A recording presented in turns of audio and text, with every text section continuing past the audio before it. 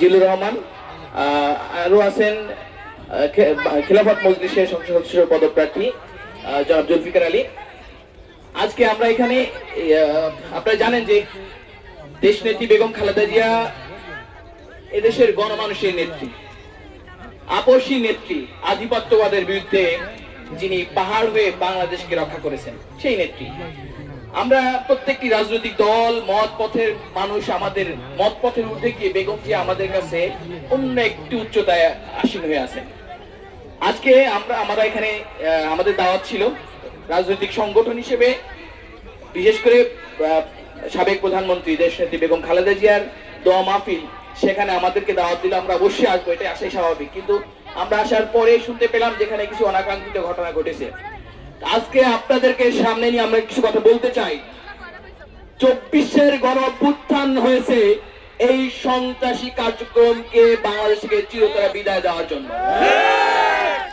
বাংলাদেশকে নতুন করে কেউ সন্ত্রাসী কার্যক্রমের অভয়ারণ্য হিসেবে পরিণত করতে পারবে না ইনশাআল্লাহ। আপনারা দেখেছেন না বিগত 17 বছর এদেশের মানুষ কিভাবে নির্যাতিত হয়েছে, নিপীড়িত হয়েছে, হামলা মামলা, জেল জুলুম নিত্যদিনের ঘটনা ছিল। সেগুলাকে আমরা বিশেষ করে জেন জি, তরুণ প্রজন্ম বৃদ্ধাঙ্গুলি দেখিয়ে নিজেদের শরীরের রক্ত দিয়ে, নিজের চোখের বিনিময়ে, নিজের অঙ্গহানির বিনিময়ে দেশের মানুষকে মুক্ত করেছে না?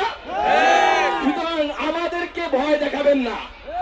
আমরা এদেশের মানুষের জন্য, এদেশের গণমানুষের মুক্তির জন্য, এদেশকে একটি নিরাপদ বাংলাদেশে গড়ে তোলার জন্য আমরা কাজ করছি।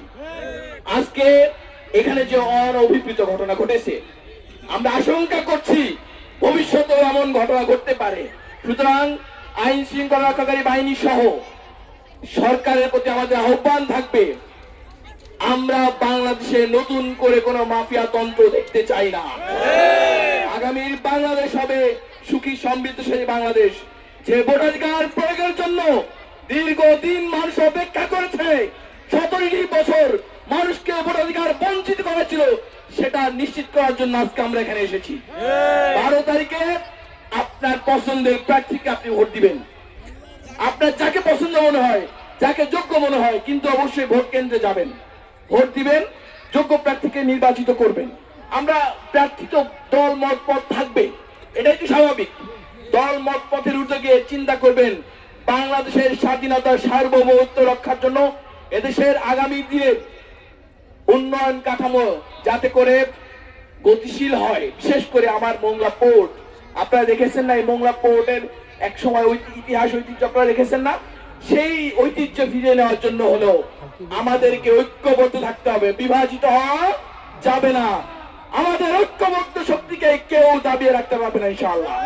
আমাদের ঐক্যবদ্ধ শক্তি এই অঞ্চলের যত সন্ত্রাসী কর্মকাণ্ড যারা পরিচালনা করে তাদেরকে প্রতিহত করতে পারবে।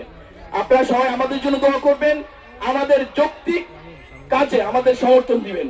আমরাও যে কোনো সময় যে কোনো প্রয়োজনে জনগণের পাশে যেন থাকতে পারি, আমাদের জন্য দোয়া করবেন। আর একটা কথা মনে করে দিই, আমাদের উপরে অনেক বড় বড় শকুনের চোখ আছে, আমাদের জন্য দোয়া করবেন ওই শকুনের হিংস্র থাবা যেন আমাদের উপরে না পড়ে। তবে যদি আমরা এই পৃথিবী থেকে চলে যাই, আমাদের অসম্পূর্ণ কাজগুলো আপনারা এগিয়ে নেবেন ইনশাআল্লাহ। সবাই ভালো থাকবেন, আমাদের জন্য দোয়া করবেন। আসসালামু আলাইকুম ওয়া রাহমাতুল্লাহ।